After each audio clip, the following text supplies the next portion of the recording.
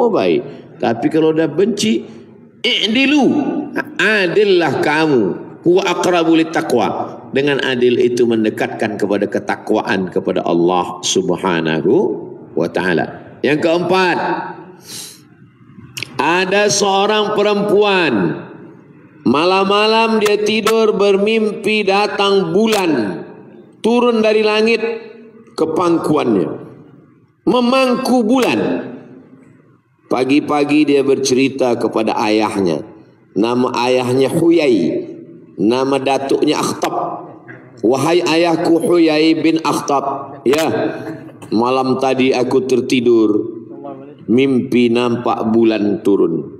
Ayahnya menempeleng dia tempeleng sampai keluar darah dari mulutnya. Kenapa ayahnya menempeleng? Sebab ayahnya tahu, orang Yahudi di antara mereka ciri mereka tahu mentakwilkan mimpi. Makna bulan itu adalah Nabi Muhammad sallallahu alaihi wasallam. Itulah mengapa kita mengatakan tala'al badaru alaina. Badar bulan. Kalau bulannya kecil sabit namanya hilal. Tapi kalau bulan 15 purnama badar. Makanya Nabi selalu dikatakan bulan. Tala'al badru alaina fakhtafat minhul buduru. Bulan qamar. Dia dikatakan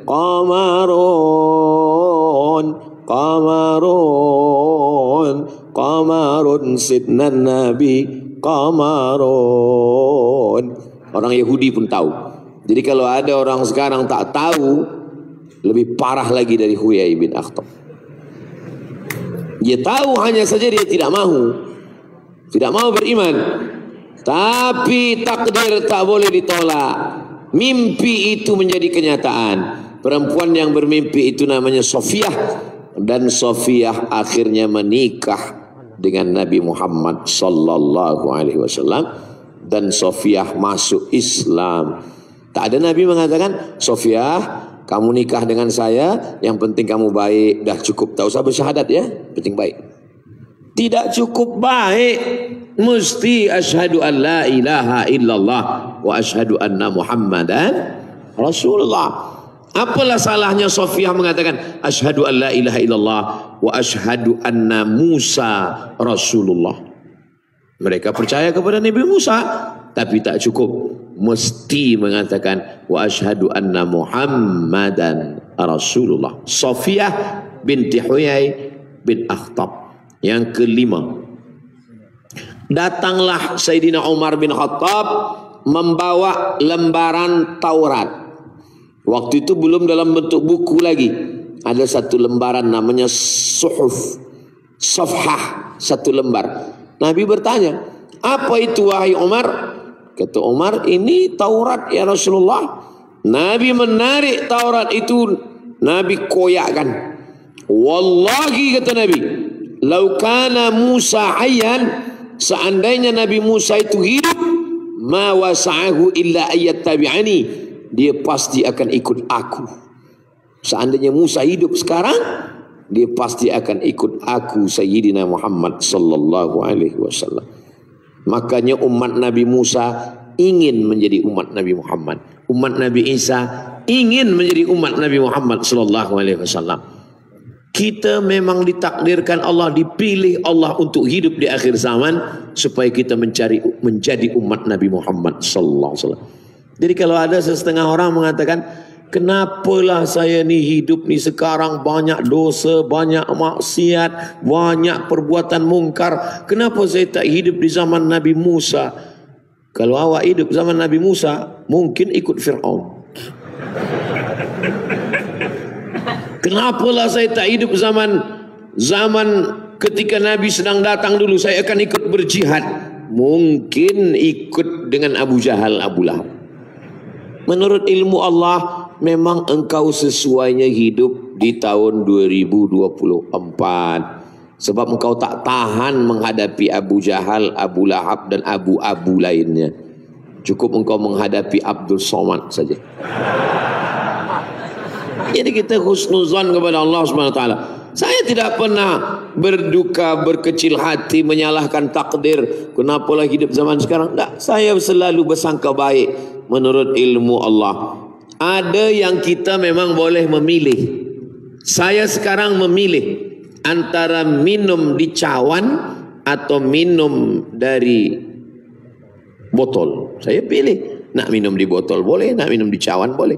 Tapi untuk menjadi orang yang hidup di tahun ini, itu kita tak milih. Karena dulu malaikat tak ada datang tanya, awak nak hidup bila?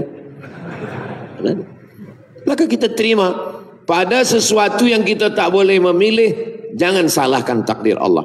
Tapi pada sesuatu kita yang boleh memilih, kita pilih dengan baik. Gunakan telinga, gunakan mata, pilih. Selepas pilih, jangan salahkan Allah. Ini kadang manusia ini yang memilih dia, tapi selepas itu dia salahkan Allah. Kenapa ni ya Allah? Untung Allah tak kirim malaikat terus menjawab. Engkau yang salah. Allah masih sayang dengan kita. Inilah dia Nabi Muhammad sallallahu alaihi wasallam. Yang keenam, nanti bila saya lupa tolong ingat-ingatkan. Ini masih ingat lagi. Yang keenam, ada satu suku Arab namanya Bani Ghatafan. Bani Ghatafan berperang dengan Bani Israel. Ghatafan Arab, Israel keturunan daripada Yakub. Nama Nabi Yakub itu dua, satu Yakub, satu Israel. Maka anak cucu Yakub disebut dengan Bani Israel. Berperang. Lalu kemudian orang Israel berdoa kepada Allah, ya Allah, menangkanlah kami melawan Bani Ghatafan berkat Nabi yang akan datang di akhir zaman. Itulah makna ayat wa kanu min qablu yastaftihuna 'alal ladzina kafaru. Sebelum Nabi Muhammad lahir, mereka berdoa kepada Allah minta kemenangan untuk melawan Bani Ghatafan yang kafir. Falamma ja'ahum ma'arafu kafaru bi. Tapi ketika datang orang yang mereka minta selama ini, mereka ingkar, mereka kafir. Kenapa mereka tidak mau percaya? Karena mereka berfikir Nabi yang datang di akhir zaman itu keturunan Yakub.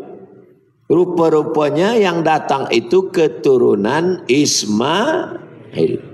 Sebab dalam kitab mereka dikatakan yang datang itu keturunan Ibrahim. Oh, Ibrahim, Ishak, Yakub. Kata dia daripada jalur ini. Rupanya keturunan Ibrahim daripada Ismail. Muhammad SAW, anak Abdullah, anak Abdul Muttalib, anak Hashim, anak Abdi Manaf, anak Qusay, cucu cicit Adnan, keturunan Ismail, anak Ibrahim alaihissalam. Maka ketika datang yang datang ini keturunan Ishak, dia percaya. Tapi kalau keturunan Ismail, dia tak percaya. Kita orang Melayu tak pernah mempermasalahkan dia keturunan Ismail. Maka ketika ulama datang berdakwah, semua kita mengatakan asyhadu an la ilaha illallah. Maka hati kita lebih lembut daripada Yahudi. Orang Yahudi dia tengok dulu, ini keturunan siapa? Keturunan Yakub, kami terima. Keturunan siapa? Keturunan Ismail, kami tak terima. Kita tak pernah permasalahkan. Saya belum pernah lagi jumpa orang Melayu, Ustaz, saya percaya kalau Nabi Muhammad itu orang Melayu pakai tanjak, pakai songket. Kalau pakai jubah, pakai sorban, saya tak percaya.